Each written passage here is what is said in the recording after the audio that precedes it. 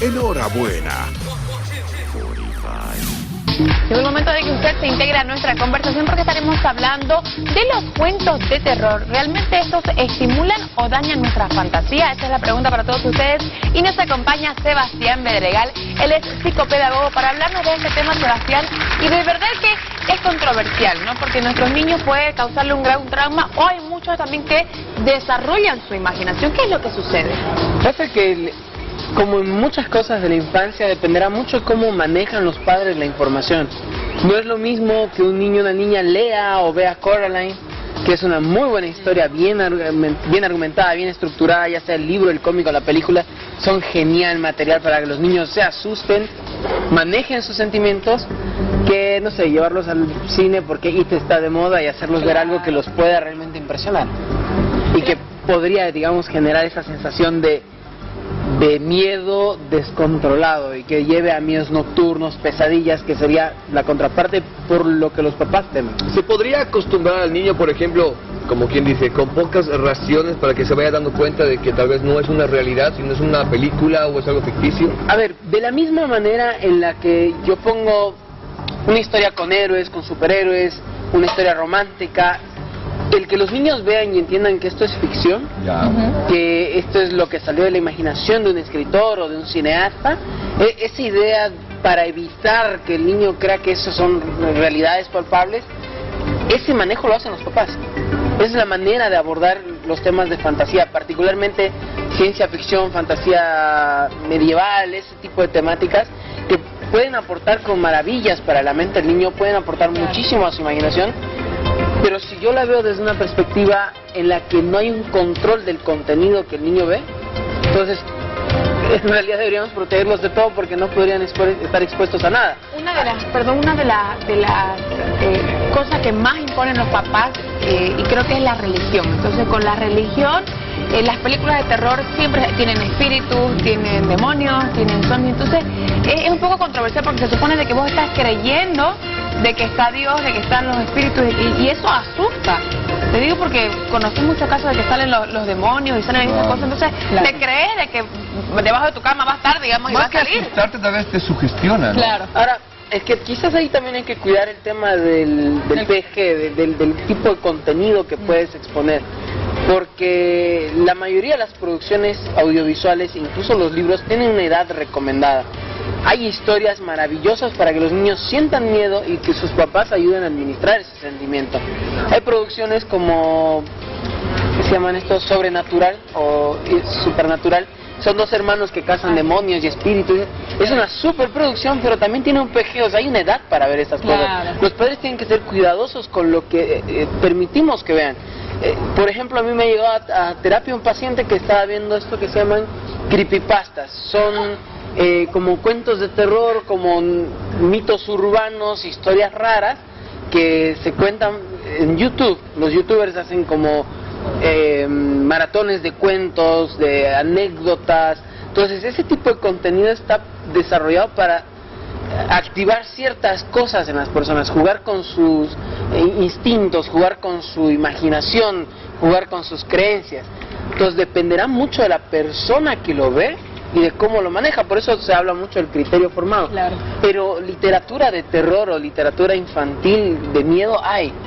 Yo Camila, ¿ustedes son asustadizas? No. Yo para nada. Yo en mi infancia sí lo fui, debo decir que le tuve bastante miedo a ciertos, más que todo que novelas, más a películas, ¿no? Pero ahora puedo verlo fácilmente, no me hago ningún problema. Obviamente de cierta forma me sugestiona para pasar la noche, por decir, pero luego ya me doy cuenta que es que es ficticio y lo asumo. Pero me encanta. Yo hasta ahora no veo películas de terror, pero veo niños de 7, 5 años que lo disfrutan. ¿Será cuestión de personalidad, de acuerdo a cómo se lo mostraron sus papás? O puede ser que ahora los niños también tengan menos miedo de lo que tenían en épocas pasadas. Capaz mi mamá me cantaba eso de que si no te duermes, el coco te comerá.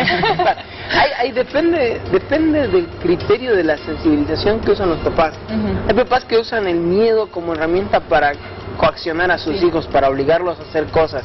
Entonces evidentemente van a estar mucho más expuestos al contenido de terror, y en vez de que sea un estímulo que los ayude a manejar ese sentimiento, porque el miedo es totalmente natural, la literatura infantil, el contenido para menores de edad que tiene secuencias de terror y cosas por el estilo, está pensado para que ellos experimenten el miedo y a través de la misma historia se den cuenta de cómo resolverlo. Claro. Ese es el contenido, resolución del conflicto, pero si los padres usan el miedo como coacción y luego estás expuesto a cualquier edad en realidad a contenido de miedo, obviamente eso va a afectarte emocionalmente y ya ahí estaríamos hablando de la posibilidad de pasar por pesadillas, terrores nocturnos. Ahora, como papá, ¿es bueno que tu hijo vea películas de terror para su edad? Porque a un niño de 7, 8 años no lo vas a poder ver El Exorcista, digamos. Claro. No, efectivamente, pero La huérfana es bello.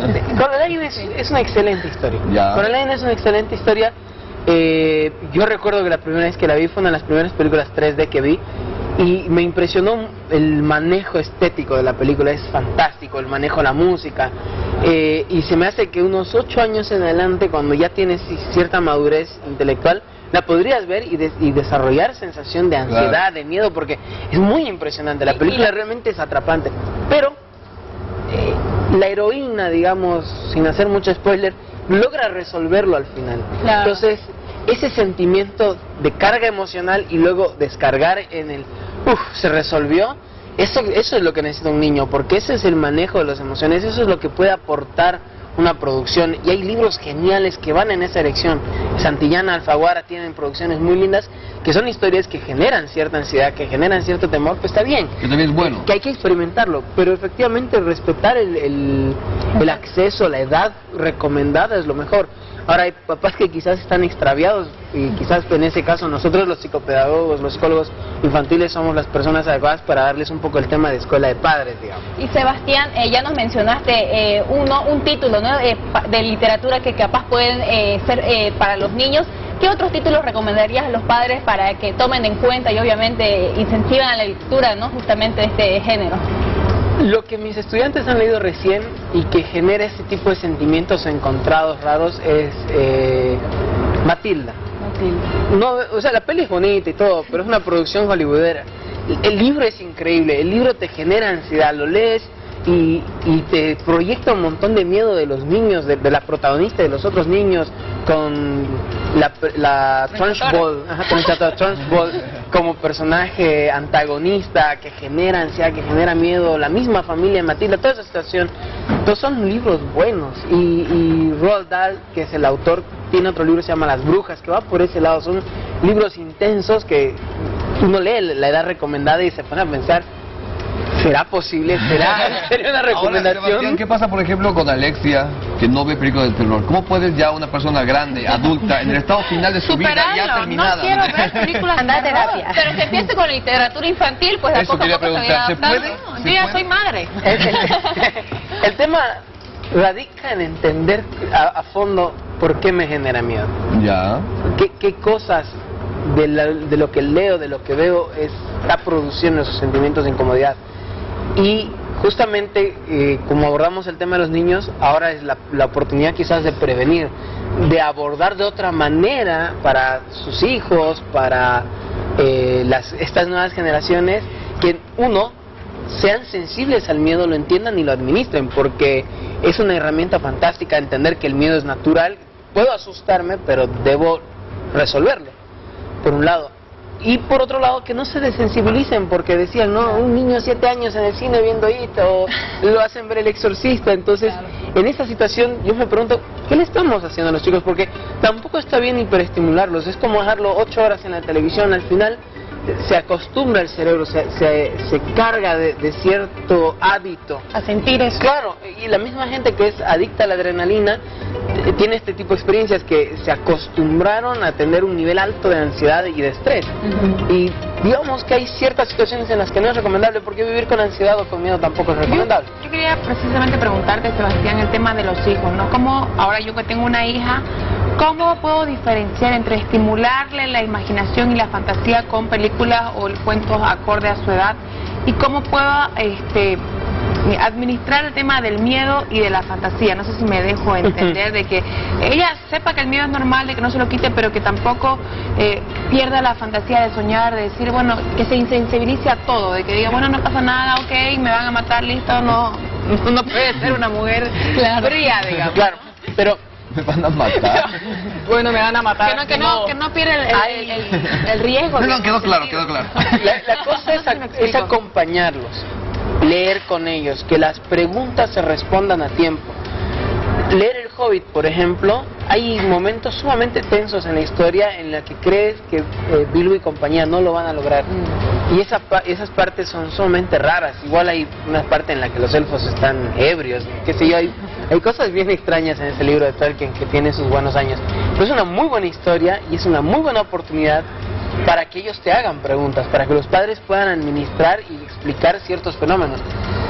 Es la misma recomendación que cuando van a ver películas de Marvel con superhéroes, así como puedo explicarle que el traje de Iron Man está años luz de que lo podamos desarrollar como exoesqueleto o como arma unipersonal, de la misma manera puedo explicar qué es un orco, qué es un fantasma, incluso investigar qué es tan sano. Pongo y averiguo de cuál es el origen de la idea de los fantasmas, cuál es el origen y ese sentimiento que los niños tienen al encontrar que sus padres, en su amplia sabiduría, en su habilidad de entender qué está pasando y si bien ellos también sienten miedo, pero logran recuperarse del miedo, le hace muy bien al niño. Entonces, casi todas las criaturas, casi todas las historias están basadas en algo. El averiguar ese origen es genial, porque entonces yo entiendo que quizás la gente antes era más supersticiosa y de ahí nace la historia de, por ejemplo, del Aro, que es una historia japonesa originalmente, de una película sumamente dura y de ahí se adaptó a otros medios, e incluso tiene manga, o sea, un cómic japonés, ese tipo de cosas, y explorar, y que el niño además, al ver que yo puedo hablar del tema, al ver que yo puedo explorar el tema, le pierdo también cierta parte del miedo. El miedo es no entender, el miedo es no saber cómo lo resuelvo. Entonces, si alguien siente en algún momento miedo y luego investiga, se pone a leer, se pone a averiguar de dónde viene esto, es más fácil que resuelva la situación. La cosa es sacarlo de la parte totalmente emocional, porque el miedo es visceral, es supervivencia, está en el estómago, y llevarlo a nivel racional. ¿Por qué esto me asusta? ¿No? ¿Qué cosas llevo emocionalmente o cognitivamente que me da miedo? Ahora, claro, si la situación se descontroló, que es una recomendación que siempre hacemos, buscar ayuda.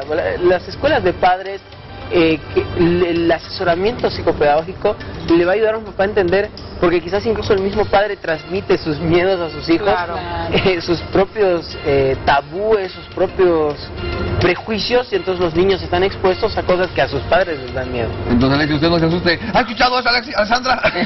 Superar el aro, por favor, Alexis. Nada es real, solo ir. Enhorabuena,